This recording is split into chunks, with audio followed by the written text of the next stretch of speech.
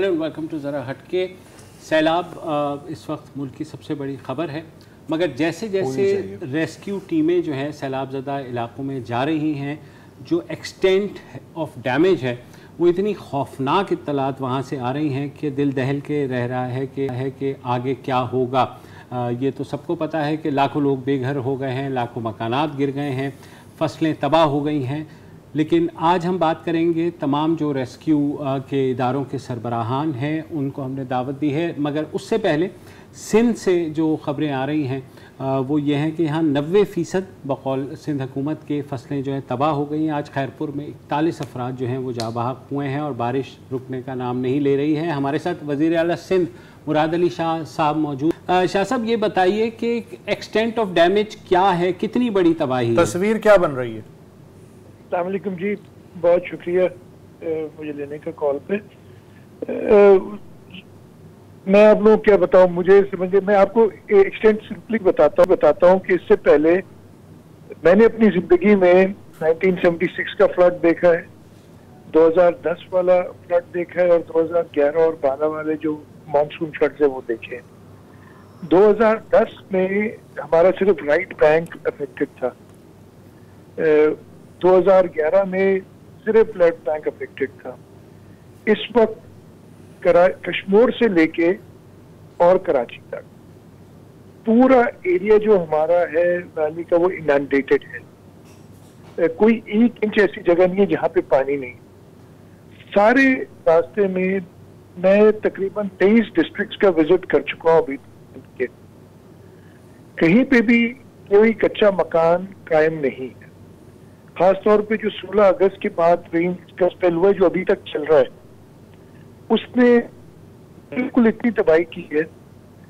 और एक और आपको थोड़ा सा एग्जांपल देता हूं कि पटीदन में एक दिन में 355 मिलीमीटर बारिश हुई, उसके अगले दिन 240 मिलीमीटर बारिश और हो गई। 4 दिन के अंदर या 5 दिन के अंदर 800 मिलीमीटर बारिश हुई है पटीदन में। और इस जो आपका पूरा मानसून का सीजन है इसमें तकरीबन 1500 मिलीमीटर बारिश हो चुकी है। नौशहर और फिरोज का एक इलाका है पटीदन, उसमें सिंध की एवरेज बारिश जो हमारे पास होती है पूरे साल की वो 120 से 125 मिलीमीटर है। और ये एक जगह नहीं है, आप लाड़काना देख लें, आप याबशूरो देख लें, आप शहीद बेनज़ीराबाद देख लें, कोई डिस्ट्रिक्ट का नाम लें, सक्कर का नाम लें। Now we are running into almost figures in terms of the monsoon range जो हुई है।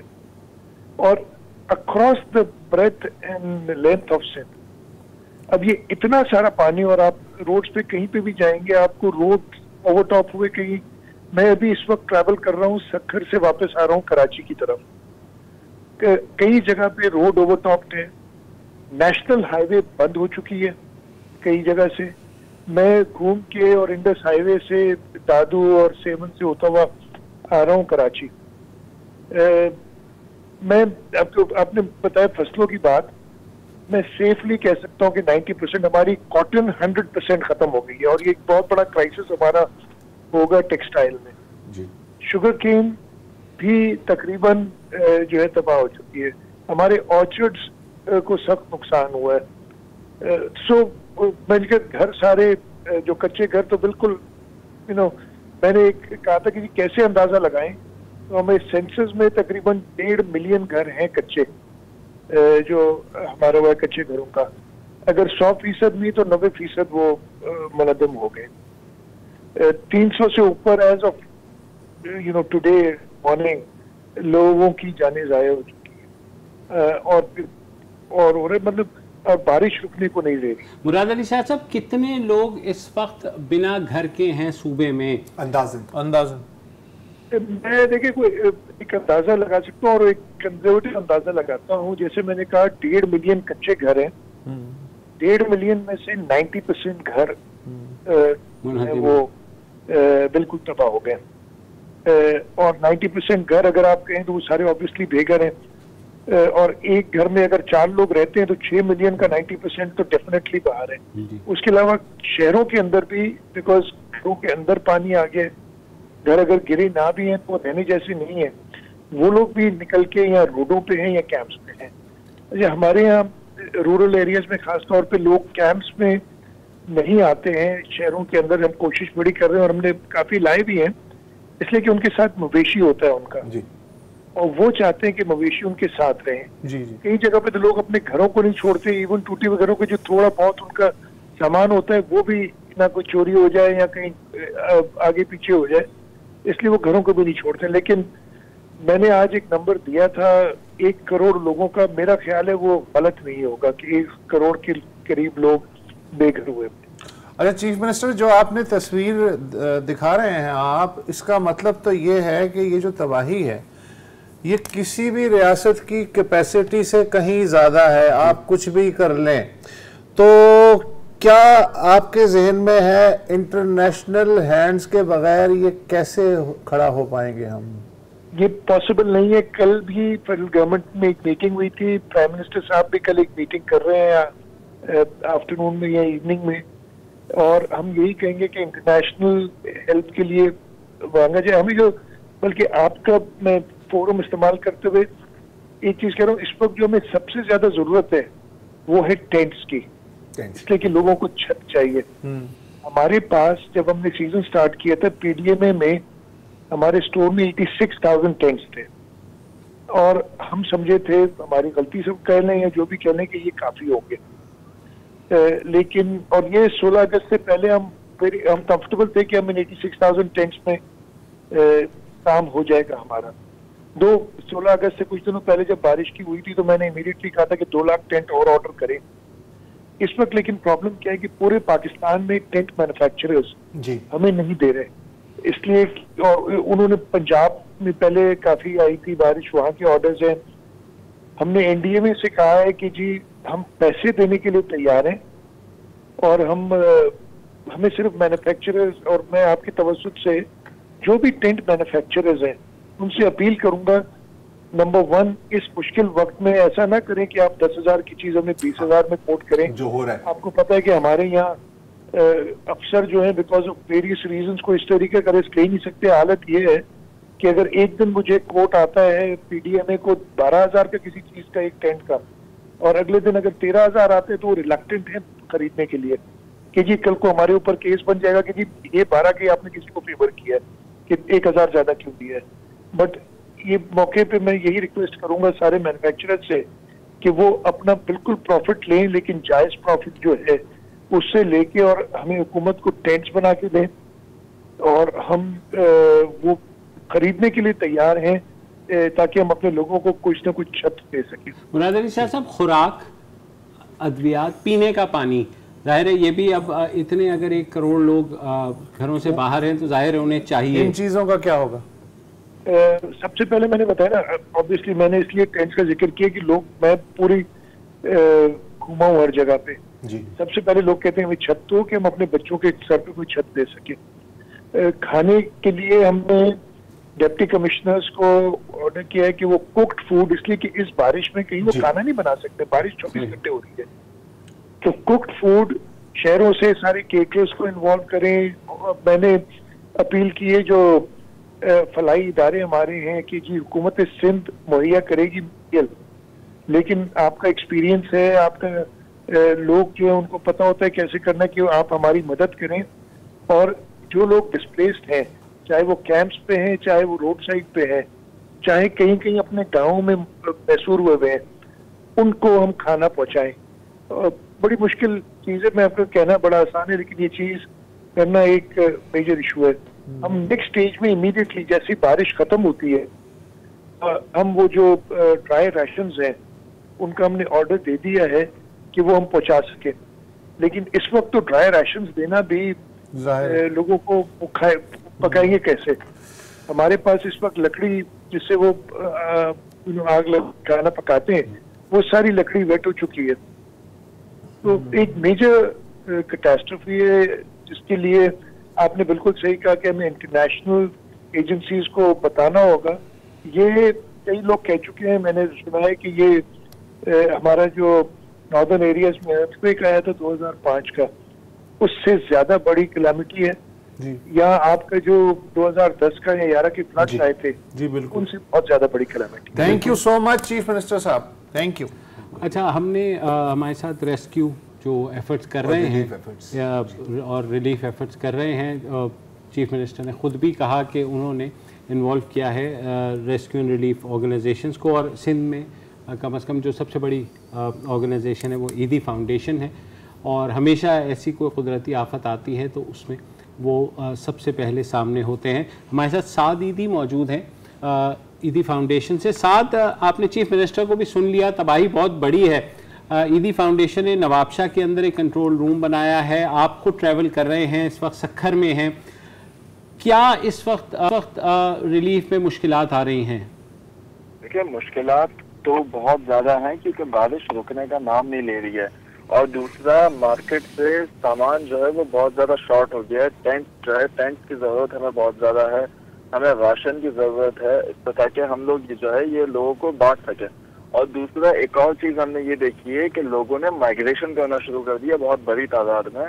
तो कराची से लेके हैदराबाद से लेके जब आप सक्खर की तरफ जाएंगे तो तकरीबन कोई 800-900 फैमिलीज में देख चुका हूँ जो कि रोड पे आ गई हैं, और जिनके पास वसाइल है वो अपनी ट्रांसपोर्ट, अपनी मदद आप जो है वो कहीं ना कहीं माइग्रेट कर रहे हैं, अपने जो है आप घरों को छोड़ के जा रहे हैं लोग।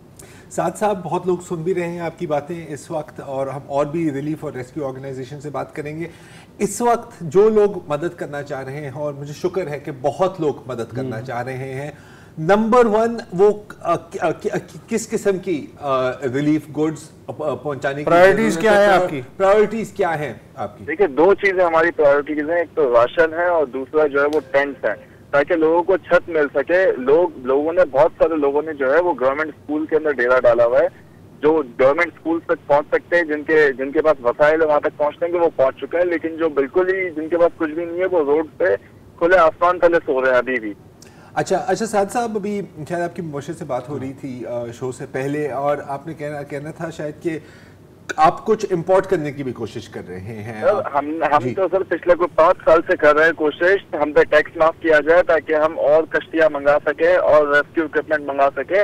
अगर खुदा न खास्ता अगले साल भी यही सूरत हाल रही, खुदा न खास्ता अगले साल भी यही सूरत हाल रही, तो हमारे पास पूरे पाकिस्तान में किसी भी ऑर्गेनाइजेशन के पास इक्विपमेंट नहीं है कि वो काम कर सके, और जो थोड़ी बहुत कश्तियां हमारी चलती है वो भी अगर इसी कंडीशन में रही, वो आगे जाके। इस वक्त आपका कोई सामान, रेस्क्यू सामान अटका हुआ है क्या पोर्ट पे या कस्टम्स के पास इस वक्त? सर हमारा जो है एक कोर्ट कस्टम कोर्ट में केस चल रहा था, एक गाड़ी हमें डोनेशन में मिली थी, यूएई से आई थी, वो कस्टम कोर्ट में केस चल रहा है, तो उसके बावजूद उन्होंने वो गाड़ी नीलाम कर दी हमारी। सर, हमें तो ये समझ नहीं आता है कि ईदी फाउंडेशन जो है वो पिछले 60-65 साल से लोगों की खिदमत कर रहा है, हमें वो भी नहीं करने देते सही तरह लोग यहाँ पे। अच्छा साथ, जो इम्पोर्ट की आपने बात की, इस वक्त आपने इंटरनेशनल भी ऑर्डर्स प्लेस किए हैं और डोनेशन आपको हुकूमत हमें अभी इजाजत दे, मैं लिटरली कोई विद इन अ मंथ में जो है ना कश्तियां ऑर्डर कर दूंगा, हम लोग 4x4 गाड़ियां ऑर्डर कर देंगे और रेस्क्यू इक्विपमेंट ऑर्डर कर देंगे, ताकि खुदा न खास्ता अगले साल भी कोई इसी तरह की सिचुएशन बनती है तो कोई ना कोई एक एनजीओ तो हो जो काम कर सके, कम से कम जिसके पास रेस्क्यू इक्विपमेंट हो। सही बात है। तो साथ अभी आपने जो कंट्रोल रूम बनाया हुआ है, तो आपके मुताबिक आपने सीएम को सुना कि तबाही बहुत बड़ी है, तो कितनी जगह तक रेस्क्यू इदारे बशमूल आपके पहुंच गए हैं, और कितने इलाके ऐसे जहां अभी तक कोई मदद नहीं पहुंची है? देखिए, अब जो है तकरीबन 8वां-9वां दिन है ये सारी सूरत हाल को, तो जहाँ अभी तकरीबन हर जगह पे रेस्क्यू इदारे पहुंच गए। हमने नवाबशाह में एक पॉइंट बनाया है जिससे हम इंटीरियर सिंध में और अपर सिंध में जो है वो राशन तकसीम कर रहे हैं, और एक पॉइंट हमने बनाया राजनपुर में, मुल्तान की तरफ। मुल्तान में बनाया, मुल्तान से फिर हम लोग जो है ना राजनपुर, डेरा गाजी खान वगैरह में जो है ना राशन तकसीम करेंगे। तो जो है ये सारी चीजें तो चल रही हैं, लेकिन 8वां-9वां दिन है तो एनजीओ जो है वो तकरीबन हर पॉइंट तक पहुंच चुकी हैं। ठीक है, लेकिन जो है जो साउथ पंजाब है वहाँ पे अभी भी पानी बहुत ज्यादा है। बिल्कुल। अच्छा साथ, बस ये बता दीजिए कि लोग जो डोनेट करें, कैश डोनेट करें, क्या करें कि जाहिर है आटा आपको चाहिए, आपको खाने का सामान चाहिए, कुक फूड की भी बात की, तो कहाँ जमा कराएं, रकम का क्या करें? देखिए, रकम जो है वो अगर ऑनलाइन जमा करा सकते हैं तो ऑनलाइन जमा कराएं, बाकी अगर जिनको सामान देना है वो किसी भी करीबी ईडी सेंटर में जाके जो है वो डोनेशन दे सकते हैं। उसको हम तक पहुंच जाएगा, हम ट्रांसपोर्ट भी कर लेंगे, हम इसको यहाँ पे लेके आके लोगों में तकसीम भी कर देंगे। ठीक है, बहुत बहुत खुराक और टेंट खुराक और सबसे बड़ी प्रायोरिटी है टेंट। अभी मेरी बात हो रही थी एक टेक्सटाइल मिल ओनर के साथ भी, तो वो भी कह रहे थे कि वो कोशिश कर रहे हैं कि किसी तरह वाटरप्रूफ टेंट्स की मैन्युफैक्चर पे स्विच ओवर कर जाए। बहुत से लोग कर रहे हैं। अभी यहाँ वक्फा लेते हैं और वक्फे के बाद जो जनूबी पंजाब की सूरत हाल की तरफ इशारा भी किया साथ ने, वहाँ जो रिलीफ एफर्ट में अल खिदमत वाले काम कर रहे हैं, उनसे हम बात करेंगे।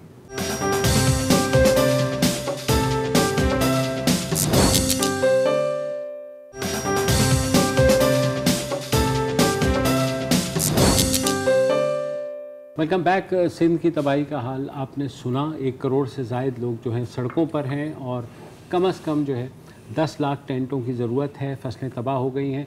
जनूबी पंजाब के 3 अजला वो भी मुतासर हैं, बलूचिस्तान भी मुतासर है। तो हमने सिंध कवर किया। अब हम चलते हैं जनूबी पंजाब, जहां हमारे साथ अल खिदमत फाउंडेशन के शुएब हाशमी साहब मौजूद हैं। शुएब, कहने को 3 डिस्ट्रिक्ट, लेकिन तबाही वहाँ पर भी इतनी ज़्यादा है कि अभी हम साद दीदी से बात कर रहे थे, वो कह रहे थे वहाँ तो पानी उतर ही नहीं रहा। तो आप वहाँ वॉलंटियर्स के साथ मौजूद हैं, तो अल खिदमत कहाँ किन इलाकों तक पहुँच पाई है और क्या हो रहा है? एक तो बहुत शुक्रिया, हमारे जो शहरों में लोग बैठे हुए हैं उनके लिए वो उनकी कैलकुलेशन कुछ इस तरह से होती है कि ये 3 डिस्ट्रिक्ट हैं या 6 डिस्ट्रिक्ट हैं या 15 डिस्ट्रिक्ट हैं। अच्छा, उससे आगे जो तहसील लेवल है और तहसीलों में फिर आगे जो छोटे छोटे शहर और छोटे छोटे देहात और फिर जो इस एरिया के अंदर जो टिब्बे मशहूर हैं या चकूक हैं, चक जो हैं, ये सारे मिलाए जाए तो एक तहसील के अंदर कुछ 200-250 गांव होते हैं। अभी जो इस वक्त एक बड़ा इशू है कि हमें जो सोशल मीडिया पे या मुख्तलिफ दोस्त जो रेफर करते हैं वो इतनी कॉम्प्लिकेशन सी बन जाती है कि वो बताते हैं कि यार आप तो फलाने एरिया में काम कर रहे हैं लेकिन इन तक तो नहीं पहुंचा। ऑब्वियसली वो उसकी वजह ये है कि वो एक तहसील ही नीचे इतने सारे एरियाज के अंदर तकसीम हुई होती है, या लोग ऐसे ऐसे एरियाज में बैठे हुए हैं जहां हर जगह पर मदद पहुंचना या रोजाना की बुनियाद पर पहुंचना बड़ा मुश्किल है। अल खिदमत इस वक्त तोंसा में डेरा गाजी खान के जो इलाका है, टिब्बा केसरानी में, नाड़ी जनूबी, छतवाला, बस्ती दरगई, नाड़ी शुमाली, चोटी जरी, कोट छुट्टा, इन सारे एरियाज के अंदर जो इस वक्त ज्यादा जो सबसे ज्यादा अफेक्टेड एरियाज हैं, मैंने उनके नाम अभी गिनवाए हैं। और इसी तरह जिला राजनपुर के अंदर जामपुर, हाजीपुर, दीवानपुर, दाजल, इन एरियाज के अंदर काम कर रही है। और हम लोग जो ज्यादा फोकस कर रहे हैं कि एक तो लकीली जनूबी पंजाब के अंदर इस वक्त हमारे पास 3 कश्तियां हैं, जो एक वाहवा के अंदर है, जो डीजी खान की छोटा सा गांव है, तहसील नहीं है, लेकिन ये एक हर दफा ही बेचारा मतलब इस पे आला नुमासा है कि ये डूबता है, और 2 राजनपुर के अंदर है।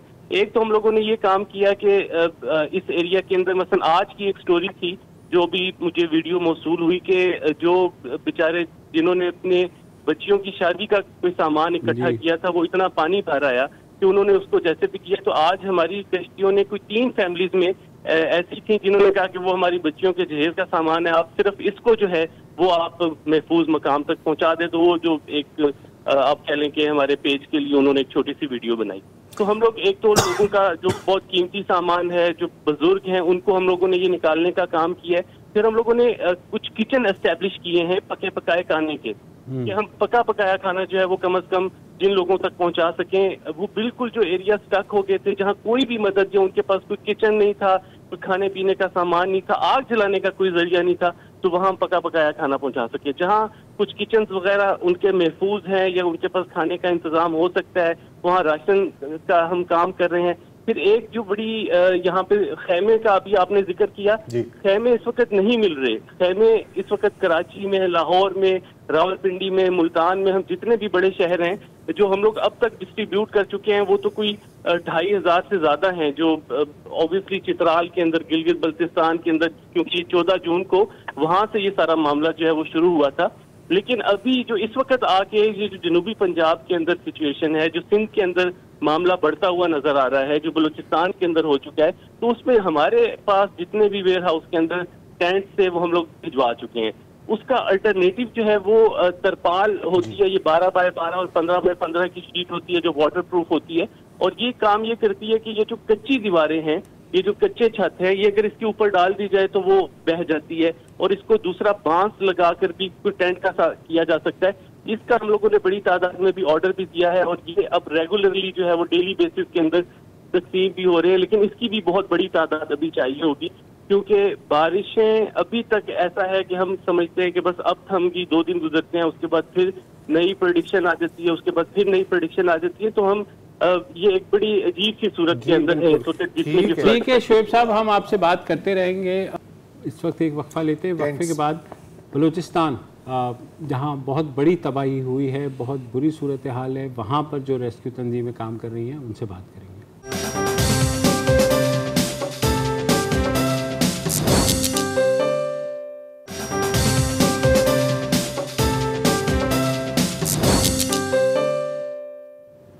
Welcome back to. हम बात करते हैं बलूचिस्तान की, जो बुरी तरह से मुतासर है सैलाब की वजह से। पहला सूबा था जहां पर सबसे पहले सैलाब दाखिल हुआ था।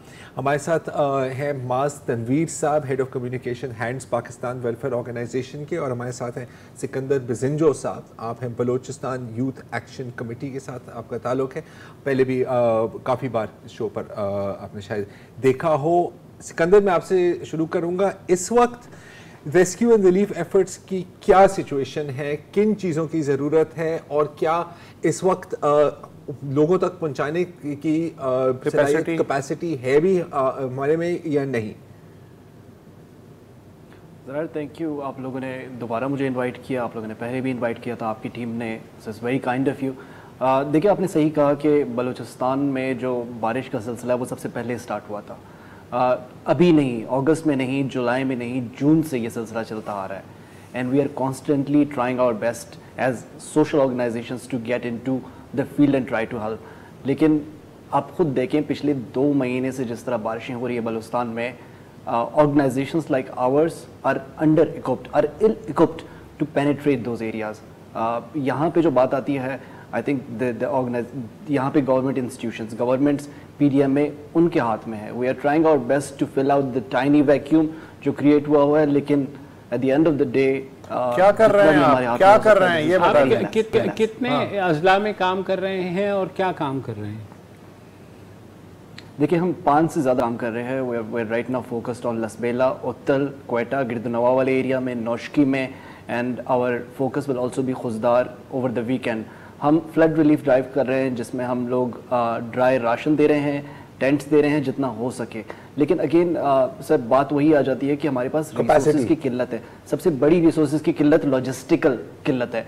ट्रक्स हमारे नहीं पहुंच पा रहे, हमारी जो हाई राइज गाड़ियां हैं, जो 4x4 है, वो नहीं पहुंच पा रही। आप पहले मैं आपके शो में आया था, जो कोविड में हम रिलीफ एफर्ट्स कर रहे थे, कोविड में एटलीस्ट हम मास्क लगा के उनके घरों तक पहुंच पा रहे थे। अभी हम रोड साइड जो एरियाज़ हैं वहाँ तक हमारा पहुँचना फिर भी रिलेटिवली आसान है, लेकिन जो एरियाज़ हैं जो अंदर की तरफ हैं, अभी शोएब साहब भी यही कह रहे थे कि एक तहसील में बहुत सारी यूसीज होते हैं, जो बहुत सारी यूसीज हैं जो अंदर की तरफ है। फॉर एग्जांपल नाल हो गया, ग्रेशा हो गया, उत्तल की तरफ, अंदर की तरफ, यानी क्या मैं ये समझने में अब बजाने हूँ कि जो 80% इफेक्टिव हैं उन तक इमदाद नहीं पहुँच पा रही? नहीं पहुंच पा रही, आप बिल्कुल सही कह रहे हैं, उन तक नहीं पहुंच पा रही। और सर अगेन हमारे पास डेटा भी सच नहीं आ रहा। We are constantly following PDMA, हम उनको कॉल भी कर रहे हैं, हम ऑनलाइन भी देख रहे हैं, लेकिन एज सच हमारे पास एक वैक्यूम आ रहा है, इवन डेटा का भी। हमें पता नहीं है कि किस तरह वहाँ पे लोग ज़िंदगी गुजर बसर कर रहे हैं। मैंने अभी लास्ट डेटा जो चेक किया था वो ये था कि लास्ट 24 आवर्स में आप गेस करेंगे कितने मॉस्किटो नेट्स बलूचिस्तान में डिस्ट्रीब्यूट हुए हैं by the government and PDMA। और कंसिडरिंग कि डेंगू इतना फैला हुआ है, 50 ओके कुल बलूचिस्तान, 50 हाँ कुल बलूचिस्तान। तो सिकंदर जो मरबूत एक एफर्ट होती है, यानी आपका जाहिर है दूसरी ऑर्गेनाइजेशंस के साथ भी रब्ता होगा। हम सोशल मीडिया पे देख रहे हैं बहुत से लोग हैं बलूचिस्तान में, जलीला हैदर हैं या और दूसरे समाजी कारकुनान जो अपने तौर पर चीज़ें इकट्ठी कर रहे हैं। तो आप लोग क्या PDMA के साथ कर रहे हैं कोई कोऑर्डिनेशन, किस तरीके से मामला चल रहे हैं? या इन इंडिविजुअल के साथ आप राब्ते में हैं, कोई नेटवर्क बनाने की कोशिश कर रहे हैं? नेटवर्क बनाने की कोशिश कर रहे हैं, अभी लास्ट वीकेंड हमारा इरादा था उत्तर लसबेला, कुराडो और ग्रेशिया जाने का, लेकिन अगेन हमारे ट्रक्स नहीं जा पाए बिकॉज ऑफ द फ्लड। तो हमने जो हमारा राशन था वो हमें लगा कि जो आटा है वो ख़राब हो जाएगा, चीज़ें जो कुछ पेरिशेबल आइटम्स थी वो ख़राब हो जाएंगी। We diverted them to another area in Sindh called Sakrand हम लोग गए थे। वी कोलैबोरेटेड विद सैलानी, हमारे साथ हमारी टीम मेंबर्स याकूब पेची, कामरान और आरिफ लकानी साहब फ्रॉम सैलानी, वी ऑल वेंट टुगेदर। यहाँ पे वी आर नॉट सीइंग कि किस ऑर्गेनाइजेशन के साथ हो रहा है, as long as we are reaching to the right people, and I think this is disaster of unprecedented scale. यहाँ पे एक ऑर्गेनाइजेशन के हाथ में नहीं है। बिल्कुल। माज साहब, मैं अब आपकी तरफ आता हूँ, आपकी कितनी अजला तक रसाई है? क्या आपको भी इन्हीं मुश्किलात का सामना करना पड़ा है, या आपके पास कुछ ऐसे वसाइल हैं कि आप लोगों तक पहुँच सकते हैं? ये हैंड्स हैं। बिल्कुल, जैसे सिकंदर ने कहा कि ज़ाहिर है बलूचिस्तान का जो कम्युनिकेशन नेटवर्क है वो टोटली कट ऑफ हो गया था पहले भी, और मुस्तकिल हुआ जा रहा है बार बार, क्योंकि बारिशों का सिलसिला ख़त्म नहीं हो रहा। ओवर पीडीएमए की फिगर्स हैं कि ओवर 16,000 किलोमीटर्स ऑफ रोड जो मेटल रोड थी वो ख़त्म हो चुकी है। हमने स्टार्ट में ज़ाहिर है हमारे अभी जो करंटली काम चल रहा है वो 6 अजला में चल रहा है बलूचिस्तान में। जैसे सिकंदर ने कहा, सिमिलरली द सिमिलर जो डिस्ट्रिक्ट सबसे ज़्यादा इफेक्टेड हैं, लसबेला, उथल और कोयटा के सराउंडिंग, जिसमें नोशकी आ जाता है, पिशीन आ जाता है, किला सैफुल्ला, किला अब्दुल्ला, जो जून से स्टार्ट हुआ था सिलसिला, वो अभी भी ज़ाहिर है बहुत अफेक्टेड है, और दे आर अवेटिंग द जो दूसरे इदारों के या गवर्नमेंट के कि वो रिस्पॉन्स या रिलीफ उनको प्रोवाइड करें।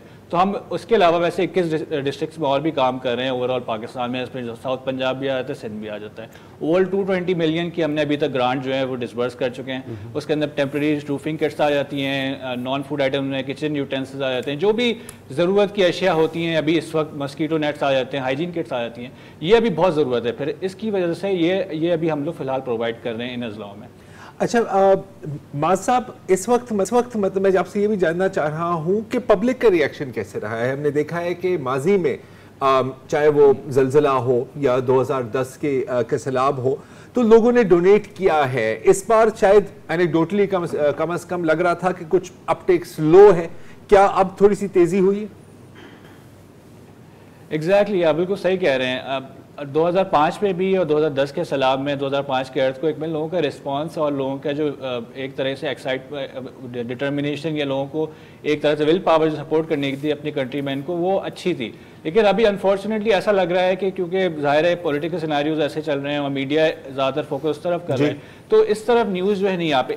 अब रिसेंटली लग रहा है, सोशल मीडिया के पे भी देखें कि अब थोड़ा सा शिफ्ट हुआ है, पैराडाइम शिफ्ट हुआ है। लोग अब वाकई समझ रहे हैं कि ये डिजास्टर अनप्रेसिडेंटेड लेवल्स का है और इसमें उसी लेवल की सपोर्ट की ज़रूरत है। और सिर्फ अभी सपोर्ट नहीं, रिकवरी रिस्पॉन्स तक नहीं रहना चाहिए। रिकवरी रिस्पॉन्स तो एक नी जर्क रिएक्शन होता है, उसके बाद रिहेबिलिटेशन का फेज जो मेजर फेज होता है, प्रिपेयर्डनेस का, वो रेडीनेस का, उसके लिए जरूरी। क्योंकि देखिए आपको खुद पता है क्लाइमेट चेंज जो है जाने नहीं वाला कहीं भी। क्लाइमेट चेंज तो अभी स्टार्ट हुआ है, तो इसके इफेक्ट्स तो हर साल मैग्नीट्यूड भी बढ़ता जाएगा, फ्रीक्वेंसी भी बढ़ती जाएगी। तो अगर हम प्रिपेयर्डनेस पे काम नहीं करेंगे, अगर रेडीनेस पे काम नहीं करेंगे, तो फिर तो ये हर साल की एक कहानी साइकिल चलता रहेगा बिल्कुल इस तरह। तो हमारे ख्याल में हम लोग जो है रिलीफ कैंप्स भी बने हुए हैं, ज़ाहिर है टेंटों की ज़रूरत है, जैसे सिंध और पंजाब में भी हमने बात की। वहाँ आप किस तरीके से टेंट्स वगैरह आपके पास आ रहे हैं, डोनेशन हो रही है, अवेलेबल हैं? जी, हमारे क्योंकि ज़ाहिर है वी हैव बीन स्टार्टिंग जुलाई के बिल्कुल स्टार्ट से और जून से, क्योंकि ये वाले एरियाज पहले इम्पैक्ट हो चुके थे। तो बिफोर द ये जो ऑर्डर्स का बैकलॉग ज़्यादा बन सके, हम लोगों ने पहले से ही हमारे पास स्टॉक्स मौजूद थे। हमारे डिजास्टर रिस्क मैनेजमेंट सेंटर्स मौजूद हैं पूरे पाकिस्तान में, मुख्तलिफ बड़े शहरों में। उधर हमारे वेयर हाउसेस मौजूद होते हैं जहाँ से हम ये स्टॉक पहले से परचेज करके रखते हैं बफर के तौर पर। तो वो अवेलेबल थे, मगर ज़ाहिर है अभी जो आइंदा आने वाले जो ज़ाहिर स्केल ऑफ डिजास्टर बढ़ चुका है, सिंध और पंजाब में भी जा चुका है, तो इसकी शॉर्टेज तो आनी ही आनी है। तो इस पर हमारी, जैसे चीफ मिनिस्टर साहब ने भी कहा कि अपील है कि टेंट वाले जो मैन्युफैक्चरर्स हैं वो हमें इसमें सपोर्ट करें, इसमें इंटरनेशनल इदारे सपोर्ट करें, इसमें जितने भी मुखैर हजरात हैं वो सपोर्ट कर सकते हैं, ज़रूर करें।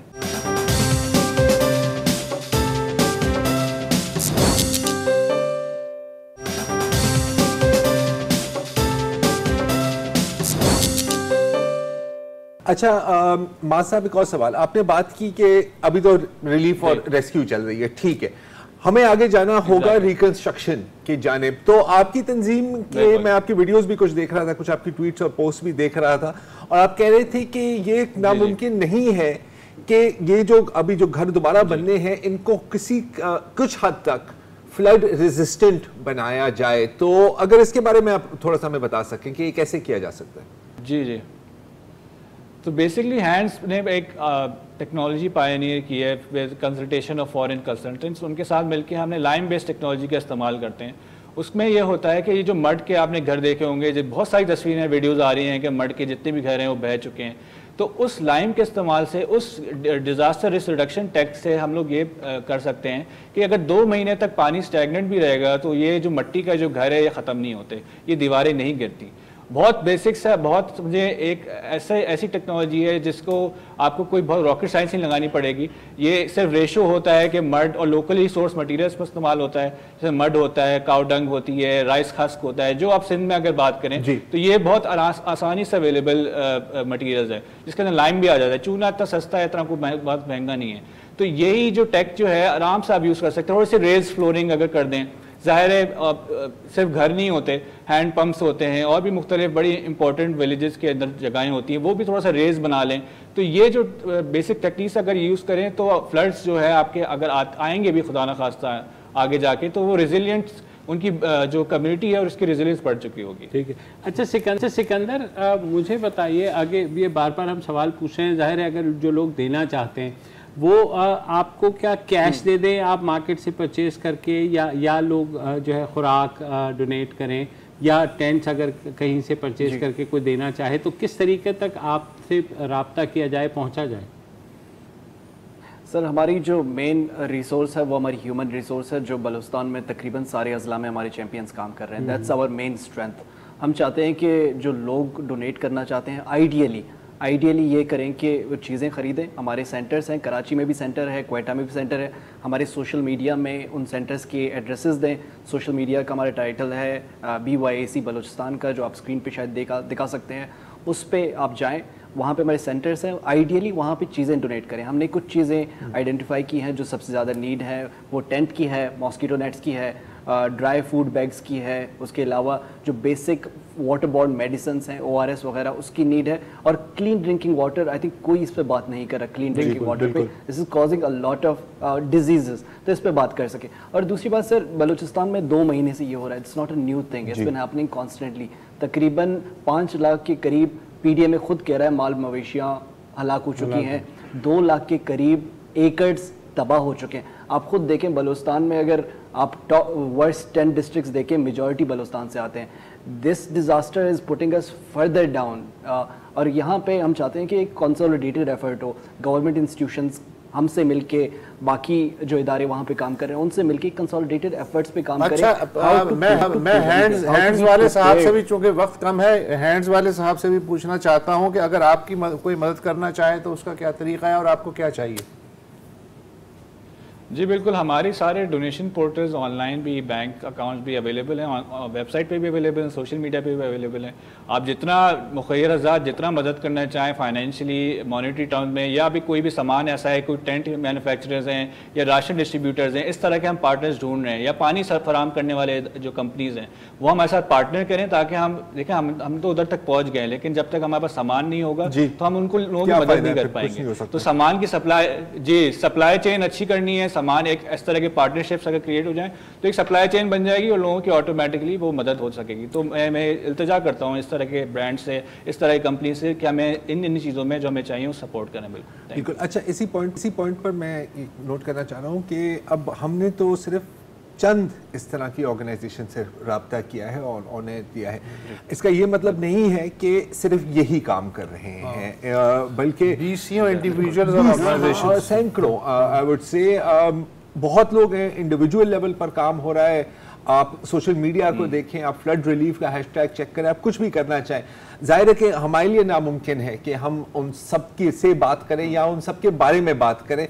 हम तो तस्दीक भी शायद सबकी नहीं कर सकते जो फैक्ट है, लेकिन ऐसा नहीं है कि ये कौम बिल्कुल ही बेहिस हो गई है। लोग अभी भी दे रहे हैं और स्लोली जैसे अभी बाद साहब ने भी कहा, ये चीज़ पिक कर रही है। जहाँ तक इंटरनेशनल एड की बात है, मैं बस एक आखिरी बात करना चाह रहा हूँ कि इस वक्त जहाँ तक मुझे पता है तो चीन ने टेंट्स दिए हैं, ब्लैंकेट्स दिए हैं, टारपोलिन दी हैं, और अभी कुछ 25,000 टेंट्स और अभी उनके जो तर्जुमान है वो कह रहे थे कि वो आ रहे हैं। लेकिन जाहिर है कि ये बहुत कम होगा। आने वाले दिनों में, हफ्तों में, महीनों में you will need billions of dollars. अच्छा, 2005 और 2010 की मैं बात कर दूं कि आप कहते हैं ना उस वक्त क्यों लोग निकल आए थे, लोग इसलिए निकल आए थे कि जो इन्फ्लुएंसर्स हैं और पब्लिक ओपिनियन बनाने हैं उन्होंने अपीलें की थी और कांस्टेंट वो इन्वॉल्व हुए थे। इस वक्त उसकी कमी है। दूसरे ये है कि 2010 के सैलाब में मेरा ज़ाती तजर्बा इंटीरियर सिंध में जो मैं घूमता था, जो फैक्ट्रीज हैं या कंपनीज हैं या कॉर्पोरेट सेक्टर है वो इतनी आसानी से नहीं निकालता। कॉर्पोरेट सोशल रिस्पॉन्सिबिलिटी सिर्फ एक CSR एक वो है, स्टिकर है, इससे ज्यादा नहीं है। उस वक्त डायरेक्ट सूबाई हुकूमत ने और जो फेडरल हुकूमत है और बाकी जो लोग हैं उन्होंने इंटरवेंशन करके उनसे निकलवाया था। तो वो तब तक नहीं आएंगे जब तक के प्रोएक्टिव नहीं होगी स्टेट, और उसके लिए जब तक आप शर्मिंदा ना करें। शर्मिंदा नहीं, निकलवाना पड़ता है। उसके लिए मीडिया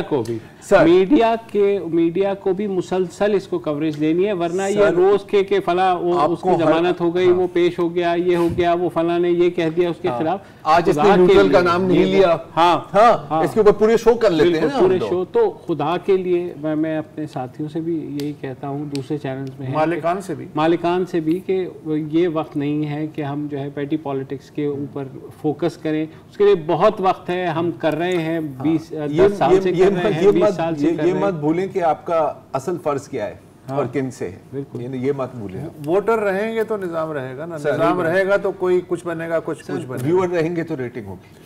हाँ, ये है ना। इजाजत दीजिए, खुदा हाफिज। अस्सलाम वालेकुम। अगर आपको हमारे शो पसंद आया है तो प्लीज़ हमारे YouTube चैनल को सब्सक्राइब करें, और अगर मुनासिब समझे तो इस वीडियो को लाइक भी कर लें, तो कोई हर्ज नहीं है, और शेयर भी कर लें और कमेंट भी कर दें, वरना वो सब ऐसे ही लिखते रहेंगे। और ये जो दोनों कह रहे हैं ये कर लें जी प्लीज़, नहीं तो हमें भी घर जाना है, मैं आपके कंप्यूटर में नहीं रहना 24 घंटे। सही बात।